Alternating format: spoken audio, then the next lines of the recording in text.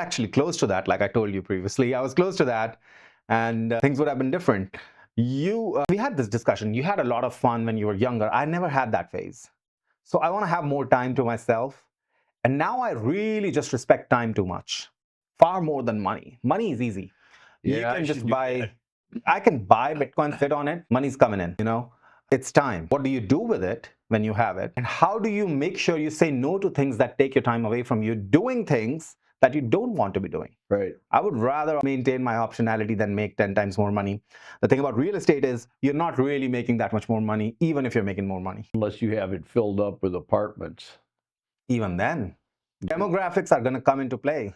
Sooner than later. Yes. And demographics are not looking so hot. What happens when you can't fill them up with tenants? You can ask residential, commercial real estate. We've seen that happening in Texas and everywhere else now. Yep. You don't have tenants. What do? Real estate is also just another commodity built on speculation and utility. If utility dies, eventually speculation is not going to keep up with it. Right. Utility, it comes from demographics, really, for any business. And real estate is just another business. For me, everything is just another asset. I don't really tend to worship, oh, Bitcoin's great. It's going to replace the financial system. I don't care if it does. I'm agnostic. All I see is it's got short-term headwinds, long-term tailwinds. That's all I'm seeing. If tomorrow something else replaces that technology, I'm all on it. I'm going to dump it like any other thing. The one thing I would rather not dump is SPX, because that's literally the collateral of the entire mankind's intelligence and innovation rolled into one place. That's it. And gold. Gold just is the true inflation hedge over centuries, isn't it? The oldest current fiat currency right now is Great British Pound. GBP has lost 99.96% of its value since its inception. 99.96% of its value. Can you believe that? A US dollar over the last 100 years, since 1913, right? 90 something percent. Well, so gold's kept up. Real estate actually exceeded that. Why? Because of demographic growth. Now what we have is a stagnation kind of thing. And we're seeing that happen in Europe. Europe's playing out. Japan's playing out right in front of our eyes. They're leading us. So what's going on in Europe? Well, anti-innovation, too much regulation. We're having more and more of that here now. So does that lead to me as a betting man betting on demographics getting better? No. So that's my thing on real estate. I mean, I would do it. And again, right now, it's not 2050. It's not where the demographic effects are really playing out. So if I can find an agency for managing my stuff, I'll do it. Right. Will I dump it? I'd be ready. I'd be ready to dump it. Yep.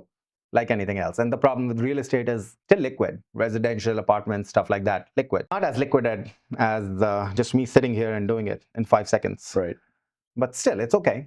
I'll do it for the gains. I just have to see how it would play out and structure out so that I'm not on the line and my net worth is not on the line. In a lot of cases, they require personal guarantees, even for business loans, especially for LLCs, if you're just getting started with a real estate portfolio. Right.